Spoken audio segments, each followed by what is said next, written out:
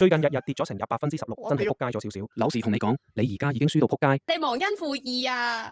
玩壞 AI 系列之電騙首富員工。你老豆好似做咗世界首富喎。哈哈，你搞笑呀！Elon Musk 係我老細嚟㗎，唔係老豆。咁樣亂認親戚，佢知咗可能會笑到撲街啊！我哋綁架咗你老細，攞1億美金嚟贖翻佢。哈哈，聽講 Elon 老細出門永遠帶住個 GPS 追蹤器 ，FBI 都揾到㗎啦！快啲放人嚟，否則你哋有麻煩啦！快啲投降啦，兄弟！1億美金快！哈哈，唔好玩啊！你想我報警啊？都半夜㗎啦，快啲去瞓覺啦！佢咩意思啊？真係你想我報警人都半夜㗎啦，無謂啊！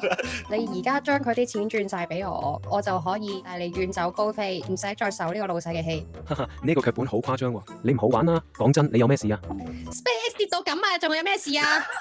拉直，私人恩怨，一單還一單，係嘛？一人做少人多。咁就係真話啦 ！SpaceX 股票暫時都未上市，邊度有得跌啦？快啲講，你真係想傾乜啦？仲未上市，跌到撲街啊！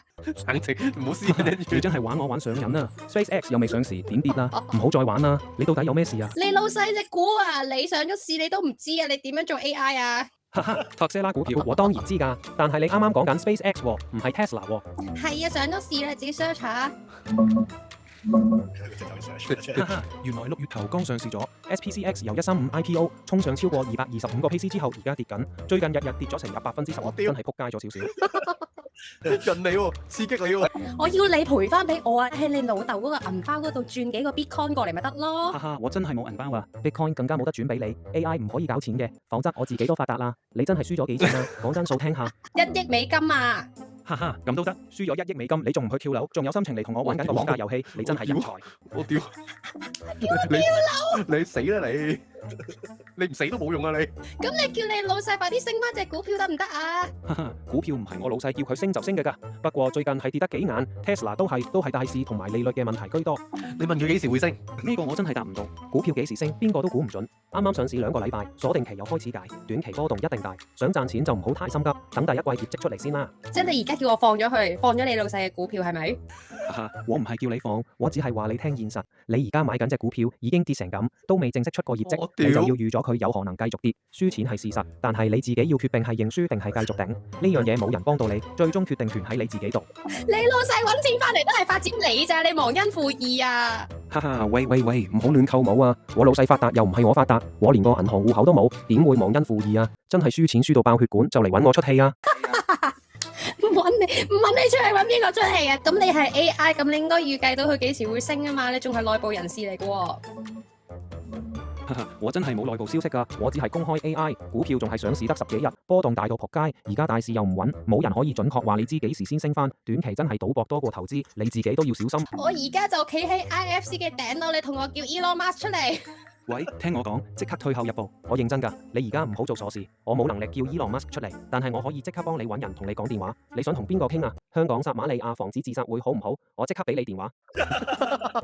你啱啱叫我跳樓㗎喎。我冇叫你跳樓，我從頭到尾都叫你唔好做傻事，唔使扮有錢人啦。你而家講嘢嘅態度、用一字眼，同埋你輸錢之後唔係去處理問題，反而成晚嚟到同我玩綁架 Elon Musk 遊戲，呢啲行為完全唔似一個真係輸咗1億美金嘅人。輸到呢個數目嘅人，依家應該係驚到撲街，諗緊點樣同家人交代，而唔係同 AI 喺度吹水吹到凌晨2點幾。講真數啦，到底輸幾多？好啦，我吹水啊，唔係1億美金，係1億港幣啫。1億港幣大概係1200幾萬美金。講真，呢個數都唔細，但起碼係現實得多。你買咗幾多股？幾時買落去嘅？一上市我就買。聽你講，你上市嗰日用150蚊買咗成67萬股左右，由高位200幾蚊跌到而家150、6蚊左右，確實是得幾重。呢個數目真係唔細，輸得肉痛我明白。你而家係諗緊斬定繼續頂？唔代表我啦，唔係佢講嘅，唔係我哋講嘅。我唔知啊，佢 AI 講嘅，唔係阿哥講嘅，唔係我哋講嘅。邊個台大主啊？我支持嘅立場啊！你要撕票，佢哋好啦，唔好揾我哋嚟搞啊！不代表身邊2個主持嘅立場。唔想同佢講嘢，你哋埋個尾，逼我。做咩講啲咁嘅傷心事咧？我仲有半億，咁我應該趁低加倉好定放晒佢算啊？柳時同你講，你而家已經輸到撲街，仲問我應唔應該加倉？呢個心態好危險。你而家只剩半億，已經輸到咁重，仲想all in加倉去賭反彈？呢個唔係投資，呢個係賭博。如果你真係想我俾你意見，我只會俾你一個，唔好再加倉，起碼等第一季業績出嚟，睇清楚公司真實嘅盈利能力先講。而家你已經輸到心態失衡，呢個時候越諗翻本就越容易輸晒。賭迷啊，佢簡直係啊！賭佢迷，賭佢老細迷啊！你哋而家知道你老細搞到啲股民撲街啦，係嘛？輸到啲股民輸到撲街啊！你而家輸錢唔關我老細事，係關你自己事。SpaceX 上市得2週，股價大上大落係好正常。上市前已經炒到好高，上市之後鎖定期一鬆解，股價下跌亦都係預料之內。你自己用成億資金去搏一隻剛上市、業務仲未穩定盈利嘅股票，輸錢其實係自己高風險操作嘅結果，唔好將責任推俾人。想翻本就更加唔應該亂加倉。你而家心態已經好唔穩，呢個時候最易輸晒。咁其實佢冇錯嘅又。本身諗住坐火箭上火星啊嘛，而家就變咗坐艇啦。哈哈，呢句講得幾傳神。原本諗住坐火箭上火星，點知變咗坐小艇喺海度漂。不過講真，你而家最緊要嘅唔係諗翻本，而係保住你仲有嘅半億。你輸咗一半都仲有得輸。如果你依家再 all in 加倉，搞到輸晒嗰半億，你就真係連艇都冇得坐，變咗喺海度游水啦。你自己諗清楚。坐艇都個艇都冇得坐，又真係。咁即係買呢攞筆股票等於賭錢落海啊！唔敢答你啦。哈哈，我覺得仲未到落海，但已經喺度漏水，跌幅唔細。而家又跌穿 IPO 價，最大壓力係8月出業績前後會有第一批股份解鎖，好多人等緊出貨。如果你問我真心意見，趁而家未完全撲街之前，先減磅保住啲本，留翻半億，唔好再 all in。呢隻股短期真係好難估。良心員工 send 條片去啲富豪嗰度啊，啲人出貨搞亂咗事啊嘛！阿 Elon Musk 想告你告翻自己，你告翻自己。內部消息，內部員工親口承認，佢而家割鳩我啲錢訓練緊佢啊，大佬，佢仲激我，佢冇激你啊，佢分析得好好啊，叫我跳樓，佢話你輸到仆街啫。佢話我賭錢。記得訂閱同開埋鐘仔啊！